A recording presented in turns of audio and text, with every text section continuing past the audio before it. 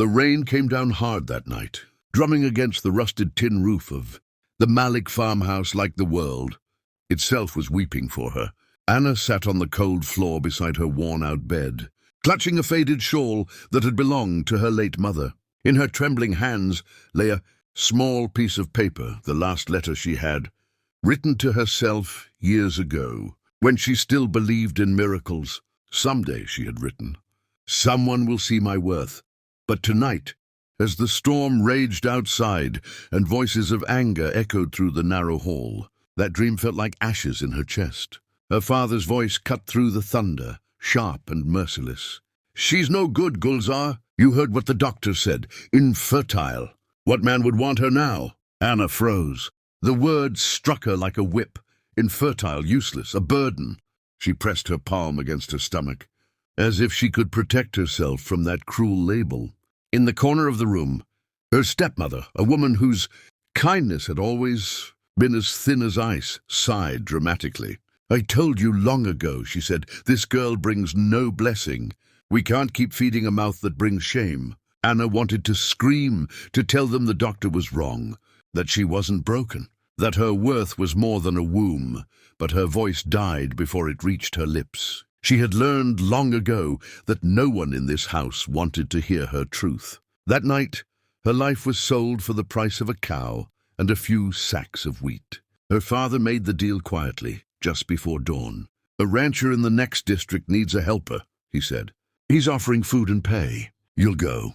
What? He didn't say, but Anna understood from the shame in his eyes was that the man had also been told she was barren. He thought he was buying a woman who could work without the burden of bearing children. The journey to the ranch was long and dusty. The truck that carried her smelled of hay and old leather. Anna sat in the back, her wrists sore from clutching her small bundle of clothes. As the road wound through endless stretches of golden grass and open sky, she wondered what kind of man would buy another human's life so casually. But deep down, a small part of her prayed he might at least be kind. When the truck finally stopped, the first thing she noticed was the silence. No shouting, no cold eyes judging her, just wind moving through the grass and the low hum of cattle in the distance. And then she saw him, Luke Turner, the rancher. He stood tall, a broad-shouldered man with sunburned skin and eyes the color of rain-soaked earth. He looked at her with quiet curiosity, not ownership. "You're Anna?" he asked. His voice was deep but gentle, like it came from someone who'd spent years talking more to animals than people. She nodded, unable to meet his gaze. "You'll help around the ranch," he said simply. "Feed the horses, clean the barn, whatever needs doing. Meals are on the table at sunrise and sunset. You'll have your own room." That was all. No cruel inspection, no mocking words about her being infertile. Just simple instructions, spoken with a calm authority that made her feel, for the first time in years, safe. Days turned into weeks, and slowly the ranch became her world. She woke before dawn, worked beside Luke's few ranch hands, and found strange comfort in the rhythm of labor, the creak of the barn door, the smell of hay, the steady heartbeat of life around her. Luke didn't talk much, but when he did, his words carried weight. Once when he caught her staring at the sunset with tears in her eyes, he simply said, "It's okay to miss what you've lost. Just don't forget what's still ahead." Those words planted something inside her, hope, small but alive. Then one evening everything changed. The herd had broken the fence after a storm, and Luke and Anna spent hours chasing stray cattle across the muddy field. She slipped, nearly twisting her ankle, but Luke caught her before she fell. For a long moment their eyes met. His hand lingered at her waist, not out of desire, but out of concern. "You all right?" he asked. She nodded, breathless, feeling something stir inside her chest she didn't understand. From that night, something wordless grew between them. He began teaching her things, how to ride a horse, how to mend a saddle, how to read the clouds for signs of rain. And though he never pried, his quiet kindness began healing wounds she thought would never close. But one night, when she brought him coffee after dinner, Luke looked at her with that same steady gaze and asked softly, "Who told you that you were broken?" She froze. The question hit her harder than any insult. My family, she whispered. They said I couldn't bear children, that I was worthless. He studied her for a long moment, then shook his head. You're not broken, Anna. You just believed the wrong people. Tears filled her eyes, but for once they weren't from pain. For the first time, someone hadn't seen her as damaged. Someone had seen her. She didn't know then that her life was about to take a turn so extraordinary that even fate would bow in surprise. The sun rose over Turner Ranch with a golden calm that morning, painting the hills in hues of fire and honey. The storms of the past weeks had ended, leaving the land glistening and renewed, much like Anna's heart. She stood at the edge of the corral, watching Luke saddle the horses, his hands steady, his face marked by the kind of quiet strength only a life of honesty can carve. Every day she had spent here pulled her further away from the ghosts of her past. Yet some nights when the world fell silent, she could still hear her father's voice calling her worthless, his words crawling into her chest like a shadow refusing to die. But Luke's presence, his belief in her, had begun to fight that darkness with light. That morning, Luke asked her to ride with him to the far pasture, where wildflowers had begun to bloom after the rain. It was a long ride, and the sky stretched endlessly above them, so wide it made her feel small and free all at once. "You ever think about going back?" he asked as their horses trotted side by side. She smiled faintly. "Back to what? To people who sold me like cattle?" He nodded slowly. "Then maybe it's better to build something new here." His words carried warmth, but underneath them lay a promise she wasn't sure he even knew he was making. That afternoon, while Luke fixed the fence, Anna wandered toward the creek that cut through the edge of the property. She knelt beside the water, her reflection trembling in the current. For the first time she whispered to herself, "I'm not broken." The wind answered softly, carrying her voice across the open land like a prayer. Weeks passed. The bond between them deepened, not through grand gestures, but through quiet moments.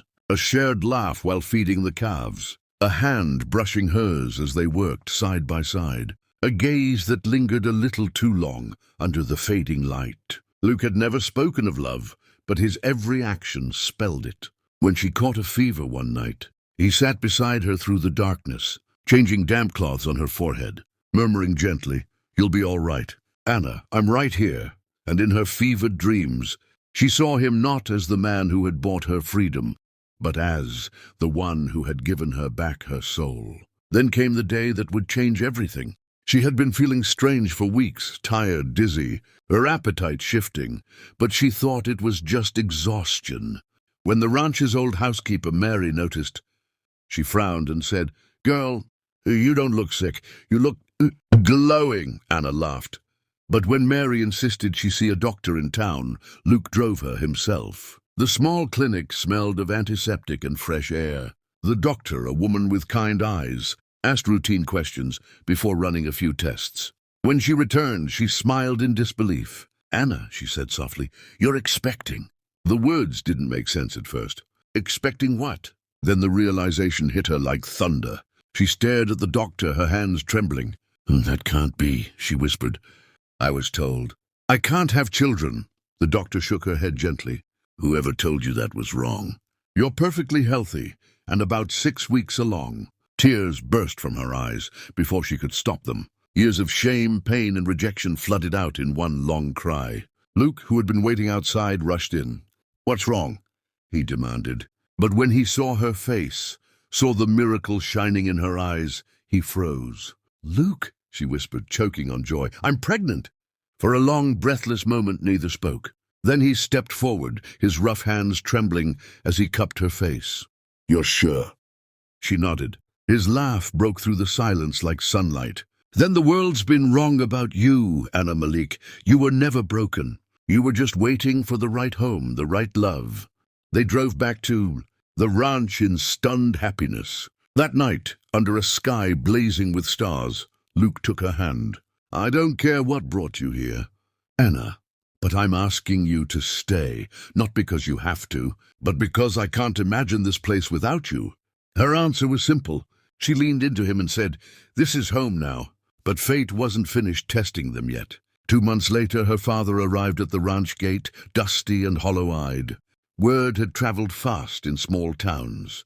Rumours of the infertile girl carrying a rancher's child had reached his ears.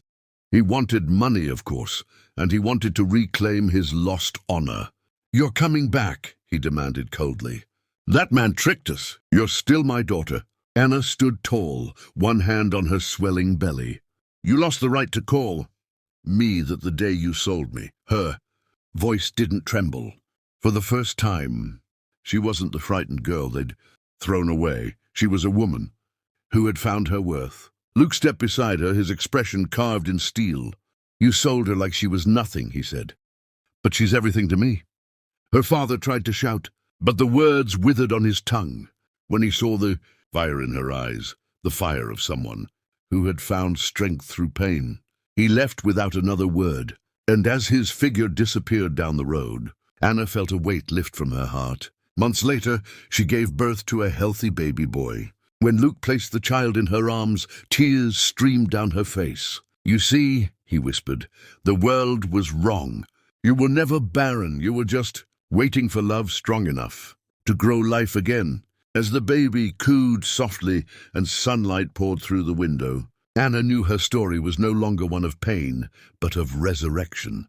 From a girl sold as infertile to a woman loved beyond measure, her journey had proven one truth: the worth of a person is never decided by others' judgments, but by the strength of their own heart. She looked at the camera of time itself, the invisible audience that would someday hear her tale, and whispered, "If you ever feel unwanted, remember my story. Love can rebuild what life once broke. Never stop believing in miracles."